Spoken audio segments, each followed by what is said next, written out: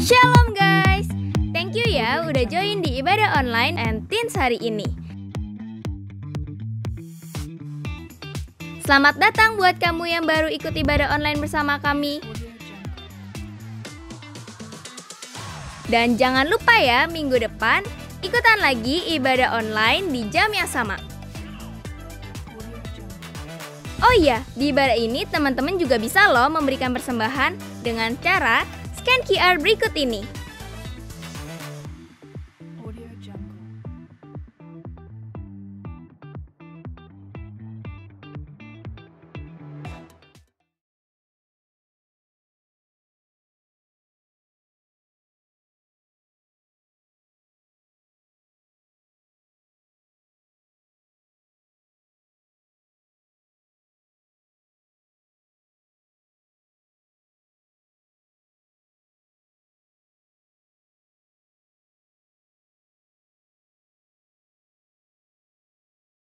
Salam teman-teman, terima kasih untuk bergabung ke ibadah online hari ini.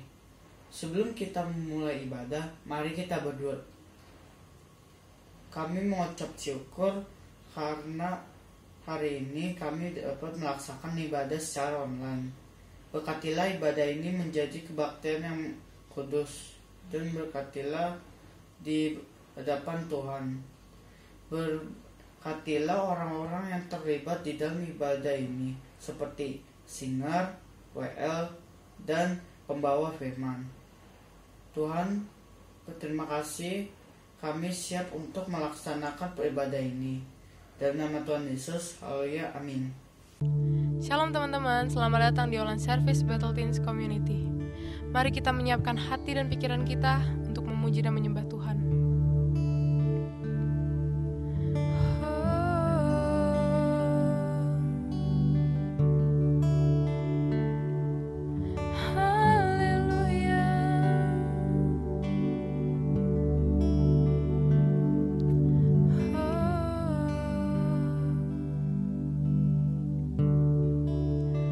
Dekat padamu, itu rinduku.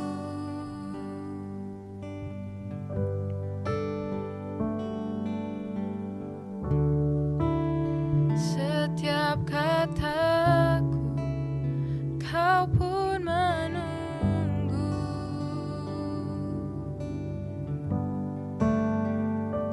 Tak kusangka satu kasih yang abadi, kini ku datang dan ku bawa hidupku.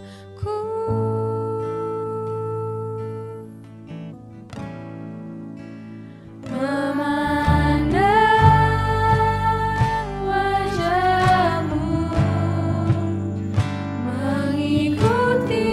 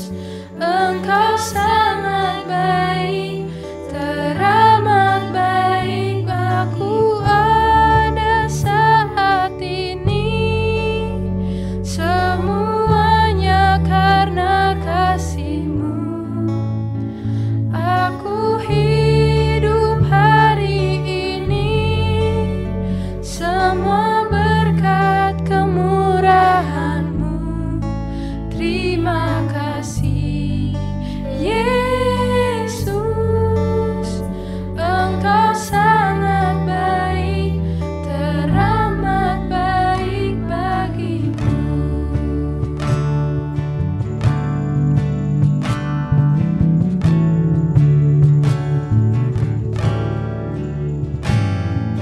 Kau hiasi kehidupanku dengan kemurahan-Mu. Kau rancangkan masa depanku penuh dengan harapan.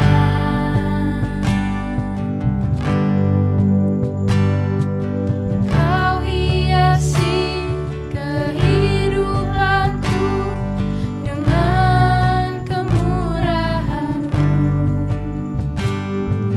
Kau rancangkan masa depanku penuh dengan harapan.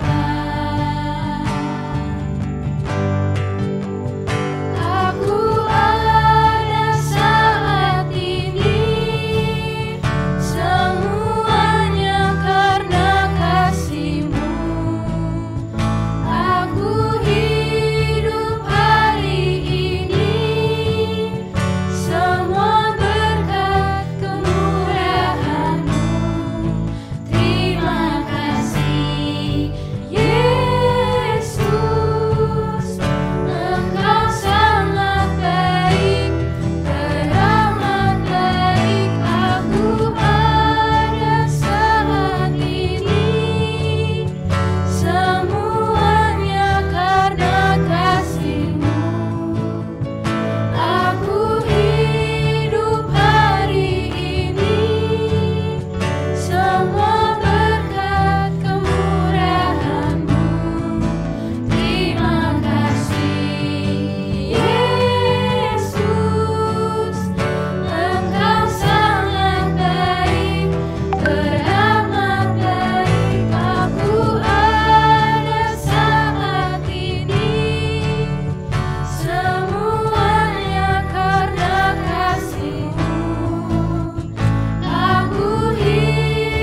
hari ini, semua berkat kemurahan-Mu.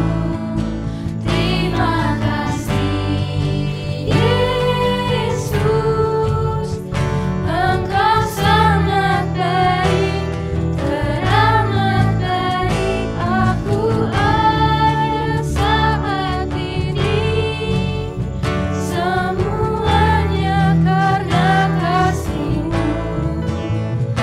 Aku hidup hari ini, semua berkat kemurahan-Mu. Terima kasih Yesus, Engkau sangat baik, teramat baik bagiku.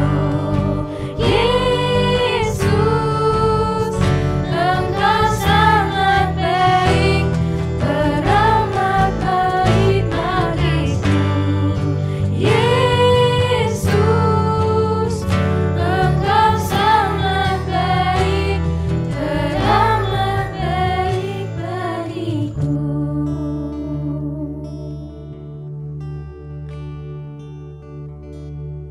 Shalom teman-teman, selamat datang di ibadah online Battle Teens.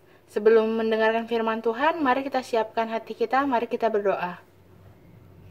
Terima kasih Tuhan sudah mengumpulkan kami semua di ibadah online ini dengan keadaan yang baik dan sehat.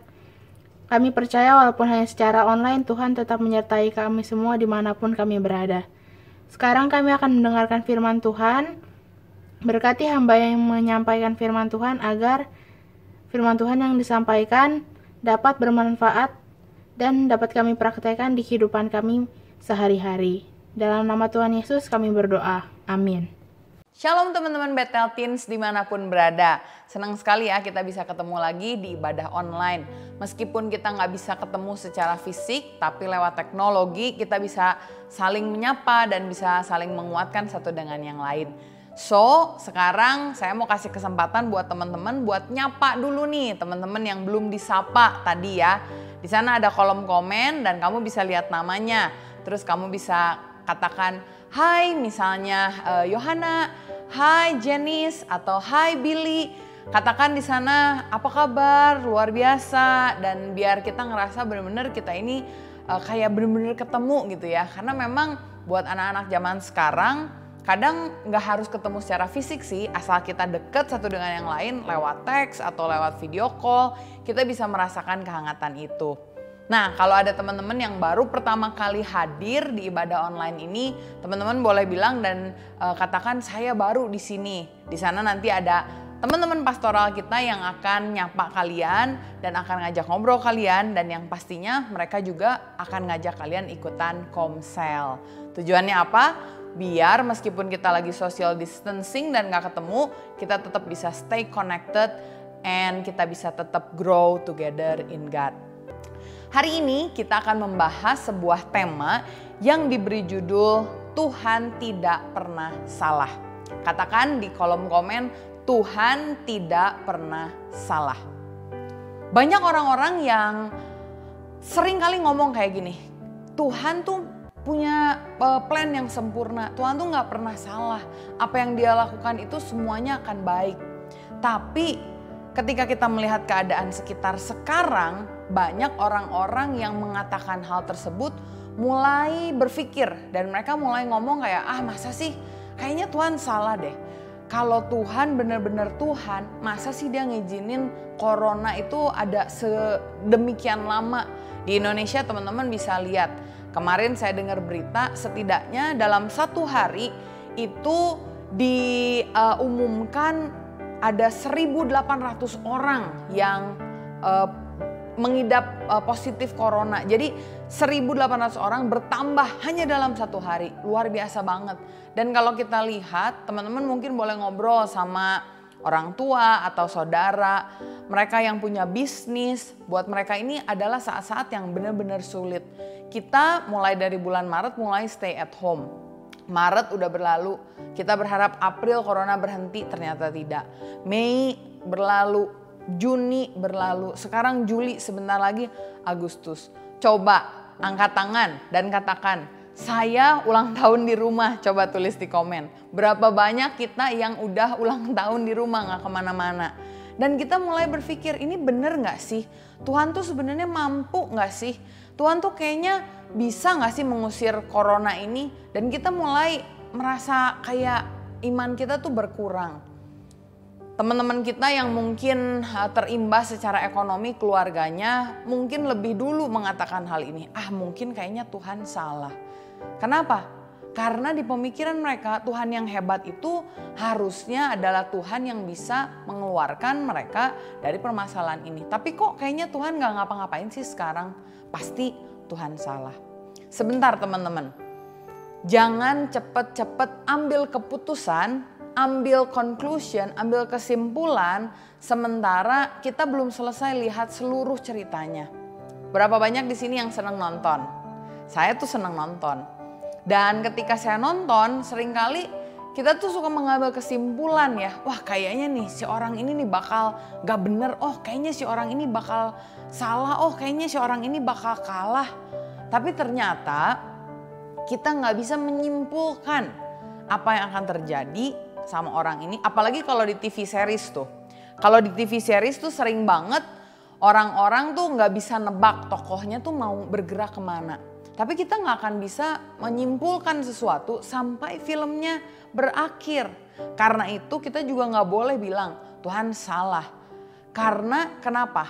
It's not over yet. Don't judge God based on a season in your life. Jangan kamu menyimpulkan sesuatu tentang Tuhan hanya karena satu musim di hidup kamu yang kamu tidak suka dan kamu bilang Tuhan salah. Hari ini kita akan mau melihat ada orang juga yang menganggap Tuhan itu salah. Siapa namanya? Namanya adalah Marta. Kalau kita buka ayatnya di dalam Yohanes pasalnya yang ke-11, diceritakan di sana ada seorang laki-laki yang begitu dekat dengan Yesus, dia adalah orang yang dikasihi oleh Tuhan Yesus. Dia memiliki 2 orang saudara perempuan. Dan suatu ketika laki-laki ini yang bernama Lazarus, dia sakit dan hampir mati.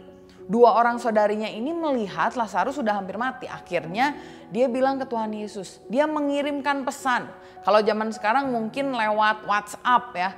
Mungkin kalau zaman dulu kan nggak ada WhatsApp, jadi dia harus kasih tahu orang untuk menyampaikan berita ke Tuhan Yesus.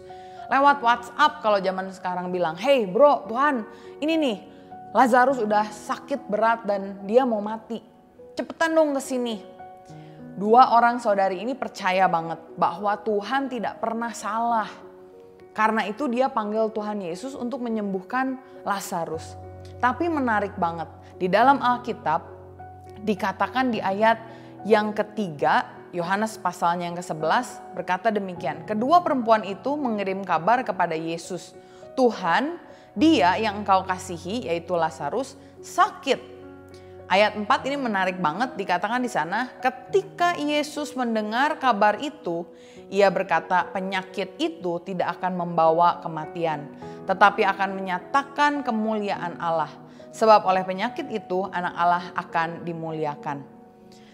Ayat yang ke-5 dikatakan Yesus memang mengasihi Marta dan kakaknya dan Lazarus. Namun setelah didengarnya bahwa Lazarus sakit, ia, coba baca bersama-sama, katakan di dalam komen, ia sengaja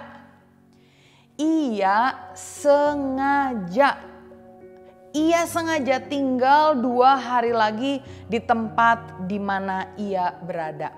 Coba teman-teman bayangin deh, Maria dan Marta, apalagi Marta di dalam kisah ini yang kelihatan sekali dia kecewa lah, antusias tapi menemukan kekecewaan. Dia yakin banget nih Tuhan Yesus bisa menyembuhkan. Dia yakin banget nih Lazarus tuh akan baik-baik aja kalau ada Tuhan. Ketika dia berkeputusan untuk panggil Tuhan Yesus di ayat yang ke-5 tadi, di ayat yang ke-6 di sini dia katakan, ia sengaja tinggal 2 hari lagi di tempat di mana ia berada. Kamu pernah gak sih dapat telepon dari orang dan orang itu bilang, tolongin dong nih, ada orang sakit. Mungkin kita gak akan kepikiran buat mandi, kita gak akan kepikiran buat ganti baju yang keren, mungkin yang cewek juga pergi gak pakai bedakan. Ada orang yang mungkin langsung naik motor, ambil motornya, terus baru ingat di jalan pakai sendal rumah. Tapi yang penting kita mau buru-buru ke tempat itu untuk membantu. Karena kita tahu, kita dapat berita dan kita mau tolong orang itu. Tapi luar biasa banget ini, sesuatu hal yang berbeda.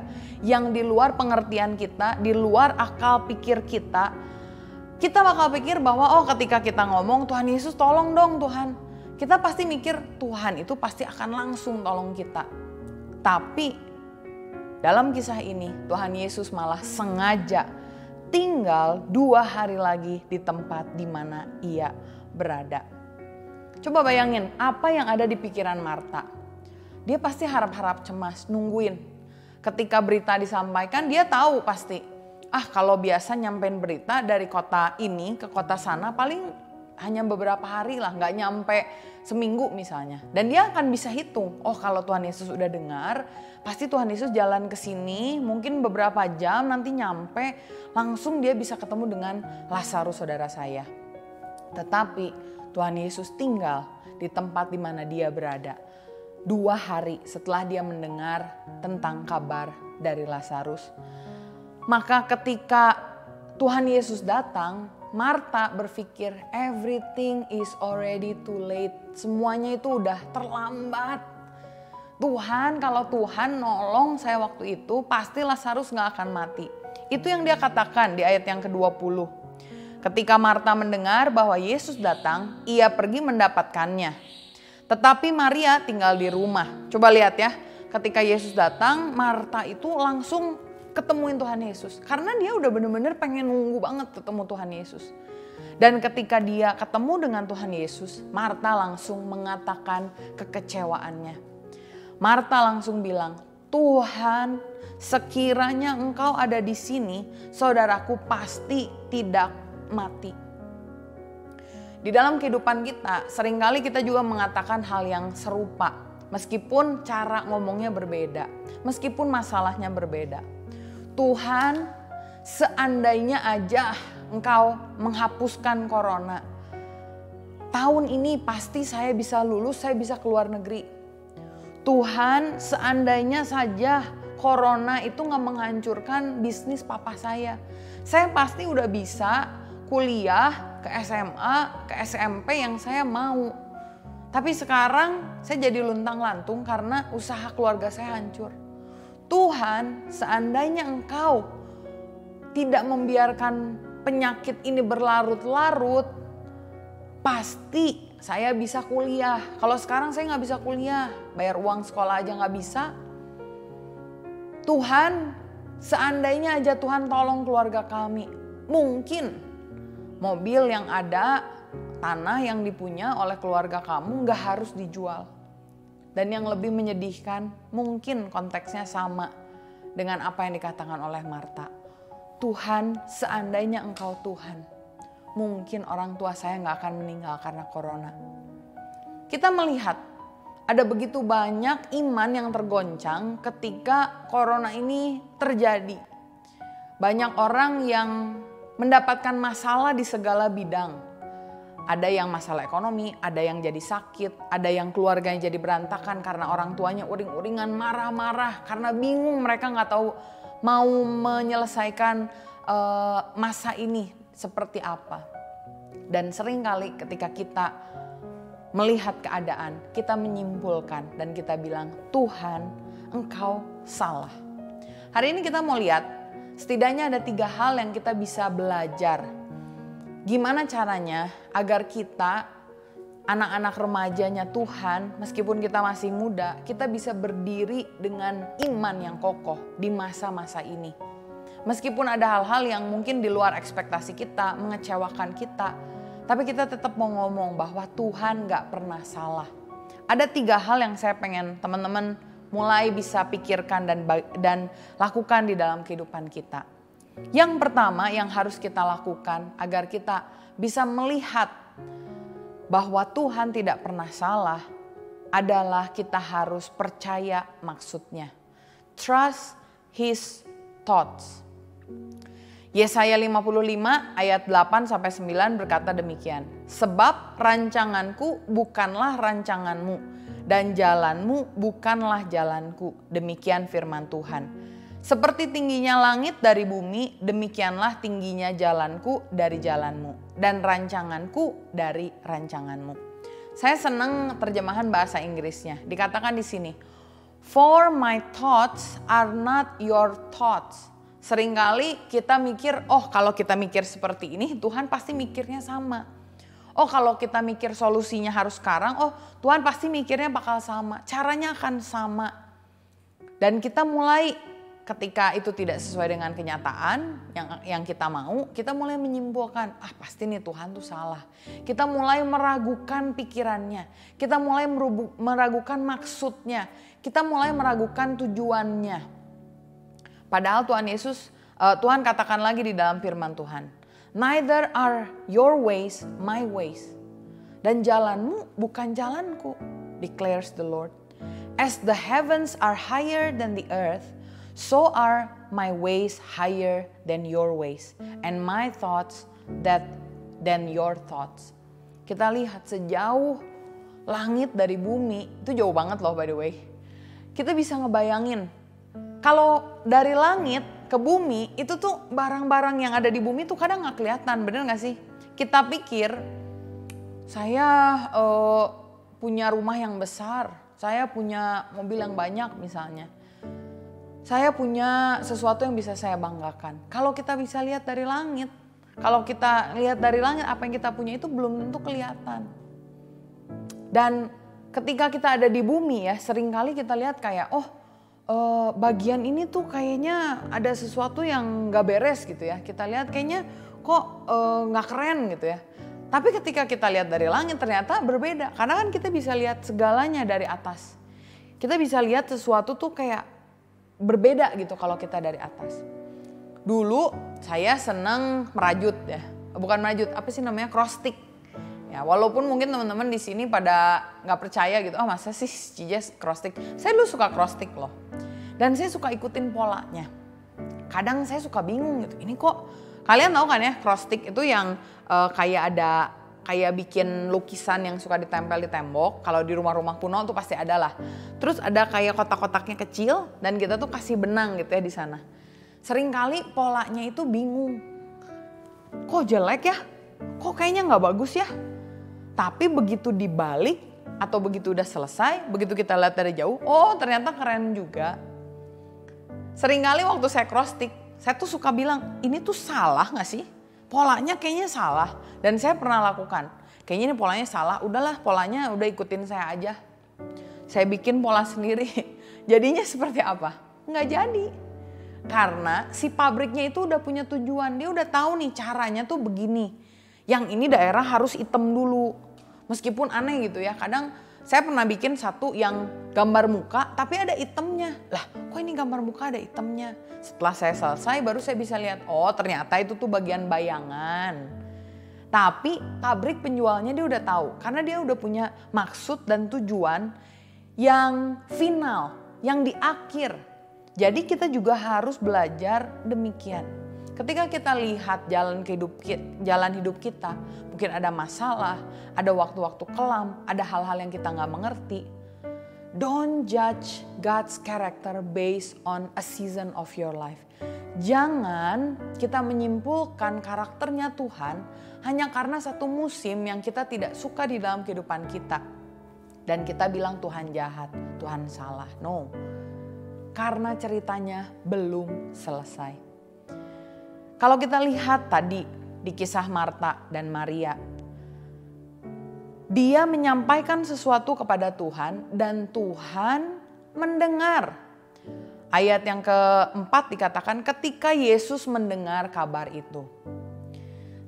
Waktu Yesus mendengar, dia tidak langsung datang kepada Maria dan Marta, tapi dia stay, dia tinggal 2 hari lagi di tempat yang sama. Meskipun jawaban yang kita tunggu-tunggu dari Tuhan tidak sesuai dengan pemikiran kita, itu tidak berarti Tuhan tidak mendengar kita. Tapi Tuhan tetap dengar.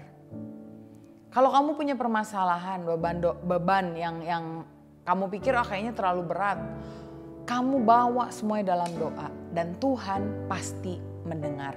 Meskipun jawabannya belum tentu sesuai dengan apa yang kita inginkan, tapi Tuhan mendengar. Meskipun dia tidak merespon, tapi Tuhan mendengar. Katakan di komen, saya tahu Tuhan mendengar. Pemikiran kita berbeda dengan pemikiran Tuhan. Seringkali apa yang kita pikir baik, yang kita rasa sesuai dengan apa yang kita harapkan, belum tentu sama dengan apa yang Tuhan akan lakukan. Tapi percaya akan maksudnya. Di dalam Yeremia dikatakan rancanganku kepadamu adalah rancangan akan masa depan yang cerah, yang penuh dengan harapan. Dan kita harus percaya bahwa itu akan terjadi. Tidak ada ayah, bapak yang baik yang merencanakan hal-hal buruk di dalam kehidupan anaknya. Saya punya anak, Benayah, dan setiap kali kita mau imunisasi dia, mungkin buat si Benayah ini dia akan bingung kayak kenapa sih saya setiap bulan dibawa ke satu tempat untuk disuntik gitu. Dan dia gak suka lah tentunya disuntik, sakit buat dia. Tapi kita melihat tujuannya bukan untuk menyakiti dia. Dan itulah yang Tuhan lakukan dalam kehidupan kita. Percaya bahwa Tuhan memiliki maksud yang baik. Yang kedua, bagaimana caranya biar kita bisa bertahan dan biar kita bisa melihat bahwa Tuhan tidak pernah salah. Yang pertama, trust His thoughts. Yang kedua, trust His timing. Percaya waktunya. Pengkhotbah 3 ayat 1 berkata, untuk segala sesuatu ada masanya. Untuk apapun di bawah langit ada waktunya. Ayat yang ke-11, ia membuat segala sesuatu indah pada waktunya. Bahkan ia memberikan kekekalan dalam hati mereka. Tetapi manusia tidak dapat menyelami pekerjaan yang dilakukan Allah dari awal sampai akhir. Seringkali kita berpikir bahwa Tuhan itu salah karena seringkali kita nggak percaya akan waktunya Tuhan. Siapa di sini yang pernah ke McDonald zaman waktu masih kecil? Saya dulu suka ke McDonald dan setiap kali saya ke McDonald saya tuh suka main prosot-prosotan. Dan tentu saja kalau main prosot-prosotan orang tua saya nggak ikut kan. Biasa mereka makan lah atau mereka lagi belanja, tapi saya main prosot-prosotan sendiri di situ. Dan pernah ada satu waktu saya itu merasa ketakutan banget tau nggak. Dan saya bilang dalam hati saya, aduh kayaknya orang tua saya tuh lupa sama saya. Karena waktu saya lagi main di pikiran saya tuh harusnya orang tua saya tuh udah jemput sekarang. Tapi mereka tuh telat sekitar 15 menit lah. Gak terlalu lama juga, tapi waktu kecil 15 menit kan lama kan. Dan saya mulai bilang, aduh ini mami papi saya pasti lupa sama saya nih. Gak kira-kira saya ditinggalin, saya gak diajakin pulang. Mulai saya nangis ya, secara panik gitu. Dan saya ingat banget itu ada satpam datengin saya dan nanya-nanya gitu, Dek, adek kenapa? Terus saya bilang, ya belum dijemput sama mama gitu kan. Padahal orang tua saya tentu akan menjemput saya. Cuman seringkali kita tuh sama kayak waktu saya masih kecil. Saat waktunya tidak sesuai dengan waktu kita mulai bilang sama Tuhan, aduh Tuhan kayaknya Tuhan salah deh. Hari ini kita mau belajar bahwa seringkali di dalam kehidupan kita, Tuhan itu menunda waktunya Tuhan. Sehingga ketika kita menghadapi kehidupan kita mulai belajar sesuatu hal yang baru. Kita mulai bisa melihat bahwa di dalam kehidupan kita tuh harus sepenuhnya kita harus percaya sama Tuhan. Di dalam ayat yang ke-14 dikatakan gini, karena itu Yesus berkata dengan terus terang, Lazarus sudah mati. Ayat 15, tetapi syukurlah aku tidak hadir pada waktu itu. Aneh kan? Tuhan Yesus tahu kalau dia tidak hadir, Lazarus akan mati. Tapi Tuhan Yesus bilang, syukurlah aku tidak hadir pada waktu itu. Sebab demikianlah lebih baik bagi kamu supaya kamu dapat belajar percaya. Ternyata dalam delay Tuhan, ketika Tuhan menunda waktu yang mungkin berbeda dengan apa yang kita harapkan, Tuhan ingin kita belajar sesuatu. Yaitu kita belajar lebih percaya kepada Dia. Trusting God is also believing in His timing. Percaya kepada Tuhan itu termasuk percaya juga kepada waktunya. Katakan, I believe in God's timing. Katakan di komen, I believe in God's timing. Kita percaya dengan sepenuh hati kita bahwa Tuhan punya waktu-waktunya. Tadi pengkhotbah bilang manusia itu tidak dapat menyelami pekerjaan yang dilakukan Allah dari awal hingga akhir. Kita hanya tahu, oh hari ini seperti itu, besok seperti ini, lusa seperti ini, kemarin seperti ini. Kita hanya bisa melihat waktu itu berdasarkan pemikiran yang terbatas. Tapi Tuhan bisa lihat secara keseluruhan.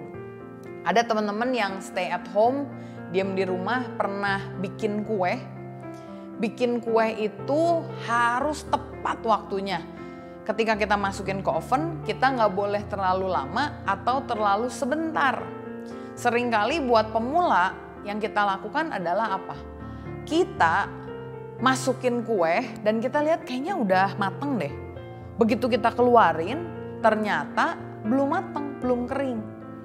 Padahal waktu di oven kelihatannya udah mateng. Karena biasanya ada lampu yang menyinari kuenya kan. Jadi kita lihat, oh kayaknya udah mateng nih, kita keluarin. Apa yang terjadi? Gagal kuenya. Karena belum cukup waktunya. Belum, kalau Alkitab bilang belum genap waktunya. Di dalam apa yang Tuhan Yesus kerjakan, dia selalu bekerja sesuai dengan waktu-waktu tertentu. Kita gak akan pernah tahu waktu itu. Tapi kita bisa belajar sambil kita menunggu waktu Tuhan datang. Kita menunggu rencana Tuhan terjadi dalam kehidupan kita. Kita belajar untuk lebih percaya. Sehingga saat kita menunggu dengan sukacita dan saat itu terjadi dalam hidup kita, kita bisa bersukacita. Hal yang ketiga yang kita mau belajar hari ini, bagaimana kita bisa bilang Tuhan tidak pernah salah.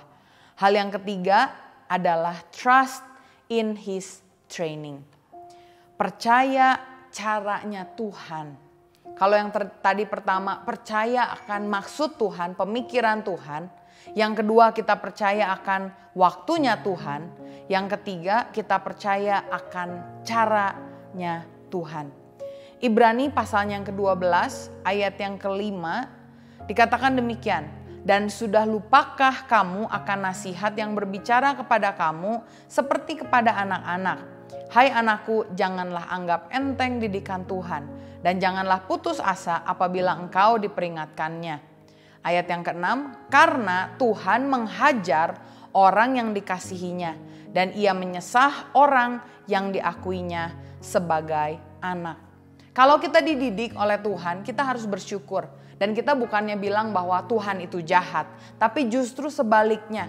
Tuhan care, Tuhan peduli, Tuhan baik dalam hidup kita. Makanya Dia ingin kita belajar untuk bertumbuh. Dia melatih kita. Pengkhotbah 12 ayat 10 berkata, sebab mereka mendidik kita dalam waktu yang pendek sesuai dengan apa yang mereka anggap baik. Tetapi Dia menghajar kita untuk kebaikan kita, supaya kita beroleh bagian dalam kekudusannya. Ayat 11, memang tiap-tiap ganjaran pada waktunya ia diberikan tidak mendatangkan sukacita, tetapi duka cita. Siapa sih yang sekarang lagi didisiplin bersukacita? Seneng-seneng gitu. Enggak, setiap disiplin itu membawa duka cita dalam kehidupan kita. Kita bilang gak enak, gak nyaman. Tapi firman Tuhan bilang kemudian ia menghasilkan buah kebenaran yang memberikan damai kepada mereka yang dilatih olehnya. Percaya sama seperti Tuhan mendidik Yusuf. Ketika Dia mendidik Yusuf dari anak yang manja, sebelum dia bisa jadi raja, dia harus melalui banyak hal. Dia harus mulai belajar dari hal-hal yang kecil, dia mulai harus mengelola hal-hal yang dipercayakan oleh orang lain. Dan begitu kita juga. Seringkali di dalam kehidupan kita ada waktu-waktunya, ada cara-caranya di mana Tuhan mendidik kita. Saya punya seorang teman yang sekarang dia pengusaha yang cukup bagus, cukup luar biasa gitu. Ketika saya tanya, kamu kuliah di mana? Dia bilang, saya nggak kuliah. Hah, kok kamu bisa nggak kuliah? Dia bilang, dulu orang tua saya tuh nggak punya cukup uang untuk kuliah. Jadi saya setiap hari nemenin papa saya ke kantor. Dan dari situ saya belajar cara untuk nego, cara untuk ketemu klien, cara untuk berhubungan dengan bos, cara untuk networking, cara untuk lobby-lobby sama orang. Dan sekarang dia jadi satu orang yang handal dalam berbisnis meskipun dia nggak kuliah. Saya nggak bilang kamu jangan kuliah, enggak. Tapi yang mau saya bilang ini, dulu mungkin dia berpikir, Tuhan salah nih, saya mau kuliah saya nggak bisa karena orang tua saya nggak punya uang. Dan mungkin waktu zaman itu dia mulai berpikir atau kecewa sama Tuhan. Tapi dia tidak terlarut dalam kekecewaannya. Dia tetap berusaha memberikan respon yang terbaik. Dia ikut orang tuanya ke kantor setiap hari dan dia mulai belajar. Dia bukannya kepahitan sama orang tuanya atau menyalahkan orang tuanya, tapi dia membantu orang tuanya. Dan kita bisa lihat itu sebagai training ground buat dia untuk latihan. Jadi hari ini kalau kita mulai meragukan Tuhan, yuk kita sama-sama mau belajar bahwa Tuhan tidak pernah salah. Bagaimana caranya agar kita bisa percaya? Caranya agar kita bisa percaya sepenuhnya sama Tuhan adalah kalau kita kenal benar sama Tuhan. Semakin kita mengenal Tuhan, semakin kita bisa percaya sama Tuhan. Saya ada satu kesaksian yang dibawakan oleh seorang yang bernama Stefanus Ishak. Dia ini adalah seorang yang hidupnya pernah mengalami sesuatu yang tidak sesuai dengan ekspektasinya. Kita akan lihat kesaksian dia, apa yang terjadi, respon apa yang dia berikan, dan pada akhirnya hidup seperti apa yang dia punya saat ini. Mari kita tonton bersama-sama. Menurut aku, keluarga aku itu ya baik-baik aja, nggak ada masalah gitu. Lama-lama semua berubah, sering berantem. Ada satu kejadian dulu, mama papaku berantem besar, sampai akhirnya mama papaku nggak tinggal serumah lagi. Di situ aku baru tahu kalau itu mama papaku bercerai. Saat aku waktu mereka bercerai itu ya hancur gitu. Apalagi ditambah teman-teman yang bully, yang sering mukul. Ya waktu dipukul itu aku mikir, apa ya salahku kok sampai diginiin, nggak punya temen, kok gini-gini amat ya hidupku. Ya di situ aku stres kan, depresi. Di umur aku 10 tahun aku mencoba untuk bunuh diri. Di jembatan mau loncat niatnya gitu. Terus tiba-tiba ada orang datang ngambil aku langsung gitu. Pernah aku kan udah bawa pisau dari dapur. Terus tiba-tiba nenek aku itu nyariin aku ke kamar, terus langsung diambil pisau itu. Ya udahlah, aku pasrah aja, udah ngikutin aja hidup kayak gimana. Waktu aku di kamar, aku mikir sambil nangis gitu. Aku kayak ngerasain suatu kasih sayang yang belum pernah aku rasain. Kayak ada tangan yang bilang, aku sayang kamu gitu, aku mengasihimu. Aku jadi bertanya-tanya itu apa. Terus aku tanya ke guru agamaku, ternyata itu hadirat Tuhan. Di situ aku mulai mikir, kenapa Tuhan tiba-tiba datang gitu. Berarti hidupku ini berharga gitu di mata Tuhan. Terus pada akhirnya aku ketemu dengan pembina. Aku mulai dibimbing dari awal lagi. Kak pembina aku waktu itu sempat datang ke rumah. Situ aku didoain. Terus aku mulai ngambil komitmen buat maafin. Ketika temen bully aku, menghina aku gitu, gak terlalu dipikirin kayak dulu. Terus lama-lama mereka mulai bosan gitu. Akhirnya mereka udah berhenti bully aku. Aku punya banyak teman. Aku berusaha ngejar nilai-nilaiku. Sampai pada akhirnya aku jadi salah satu yang terbaik di sekolah. Sekarang saya udah lulus. Saya sekarang bekerja di salah satu BUMN. Ya saya bersyukur bisa ngelewatin semua itu. Ada Tuhan yang selalu ada buat aku.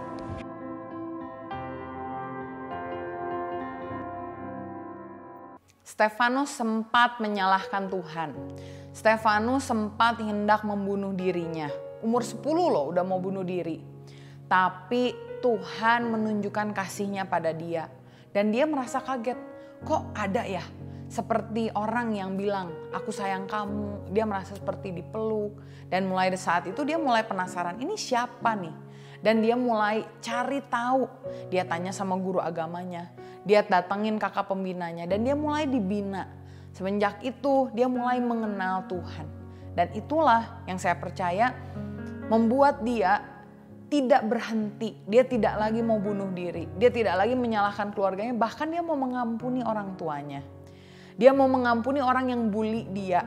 Luar biasa sekali. Ketika dia mengenal siapa Tuhan. Benar-benar dia bisa percaya sama Tuhan. Dan setiap masalah yang ada di dalam kehidupannya, dia bisa lihat dengan cara pandang yang completely different, totally berbeda. Sangat-sangat berbeda dengan dia yang sebelumnya. Dan luar biasa, dia kerja di BUMN, jadi pegawai negeri. Itu bukan suatu hal yang mudah loh. Tapi dia dapat itu. Karena kenapa? Karena dia percaya sama Tuhan. Dia tidak menyerah, dia tetap berjuang. Dia tetap melakukan yang terbaik. Dan Tuhan tidak pernah salah. Ketika dia bertambah dewasa, bertumbuh dewasa, hal-hal yang pernah terjadi dalam kehidupannya justru membuat dia bisa menceritakan tentang kebaikan Tuhan. Hari ini, kalau kamu punya masalah yang kamu rasa membuat kamu kehilangan iman dan kamu bilang, kayaknya Tuhan salah. Yuk sama-sama belajar untuk lebih percaya sama Tuhan. Gimana caranya? Kejar pengenalan akan Tuhan. Hosea 6 ayat 3 dikatakan, marilah kita mengenal dan berusaha sungguh-sungguh mengenal Tuhan. Berusaha dengan sungguh-sungguh mengenal Tuhan, itu kayak kamu lagi jatuh cinta, terus kamu lagi ngecengin PDKT orang yang kamu pengen deketin. Siang malam, pagi sore, wah kayaknya pengen tahu gitu tentang dia. Kita juga ketika kita mau mengenal Tuhan, belajar untuk berusaha, kasih effort, usaha. Entah itu sejam berdoa atau mungkin kalau terlalu lama sejam 30 menit berdoa, 10 menit baca Alkitab. Tapi dari hari ke hari kita mulai lebih mengenal dia. Ketika kita mengenal Tuhan, kita lebih bisa percaya dengan Tuhan. Hari ini kita mau belajar untuk benar-benar bisa bilang bahwa Tuhan tidak pernah salah. Ambil komitmen, katakan di komen, saya mau benar-benar mengenal Tuhan. Kita akan tutup dengan ini. Ada satu lagu yang saya sungguh suka ya. Lagu ini bilang, Tuhan tak pernah janji, langit selalu biru. Tetapi Dia berjanji, Dia selalu menyertai kita. Mungkin langit kamu tidak biru saat ini.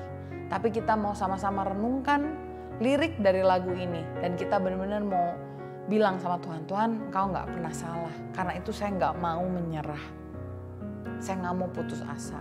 Saya mau tetap setia dan saya mau percaya. Mari kita renungkan sama-sama lirik dari lagu ini dan kita akan tutup di dalam doa.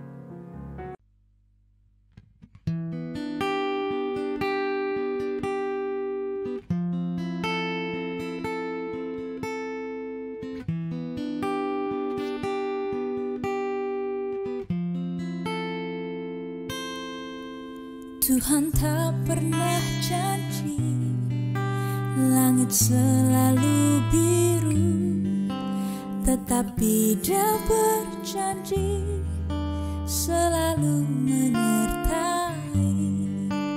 Tuhan tak pernah janji, jalan selalu rata, tetapi Dia berjanji berikan kekuatan. Jangan pernah menyerah, jangan berputus asa. Mujizat Tuhan ada saat hati menyembah. Jangan pernah menyerah, jangan berputus asa. Mujizat Tuhan ada bagi yang setia dan percaya.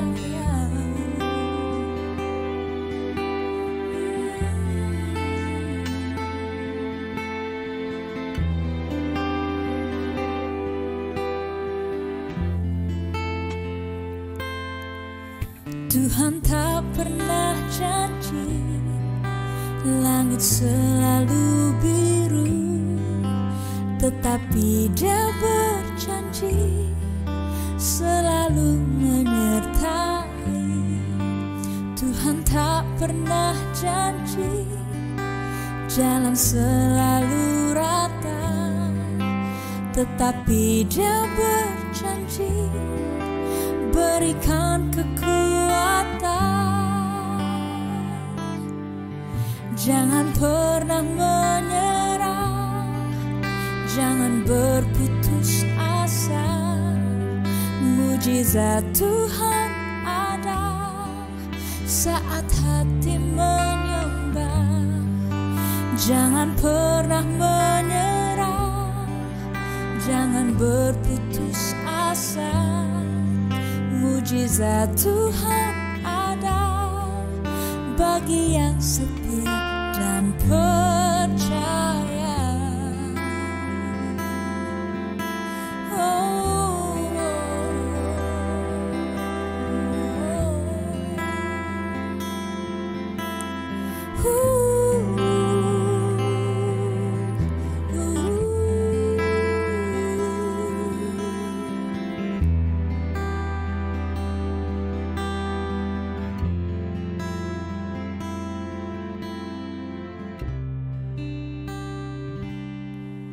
Jangan pernah menyerah, jangan berputus asa.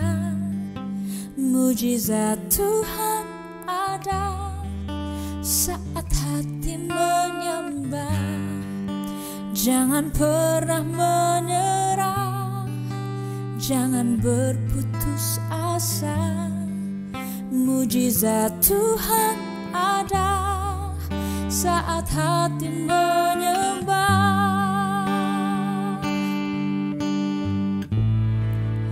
Oh, jangan pernah menyerah, jangan berputus asa. Mujizat Tuhan ada saat hati menyembah. pernah menyerah, jangan berputus asa.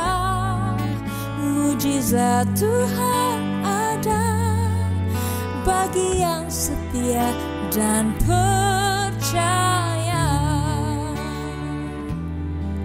Mujizat Tuhan ada bagi yang setia dan percaya. Mujizat Tuhan ada bagi yang setia dan percaya.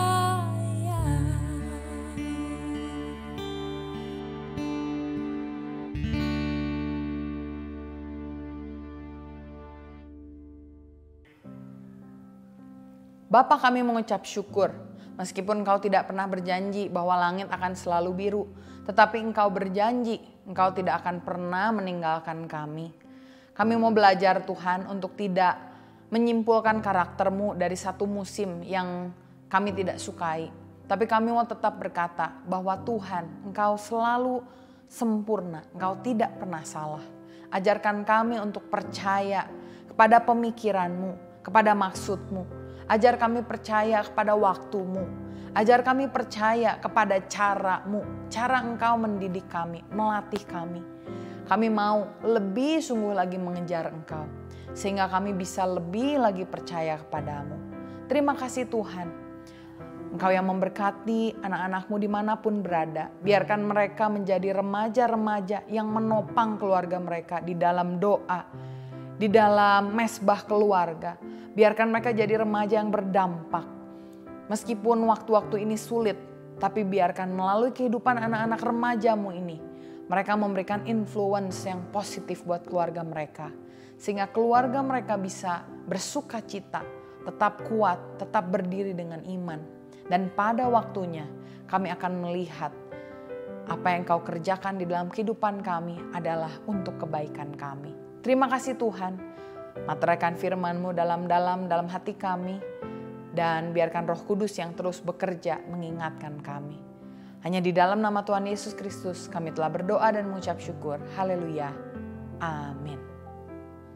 Shalom teman-teman, sebelum kita mengakhiri ibadah kita pada sore hari ini, mari kita satukan hati kita berdoa, meminta berkat daripada Tuhan. Mari kita berdoa.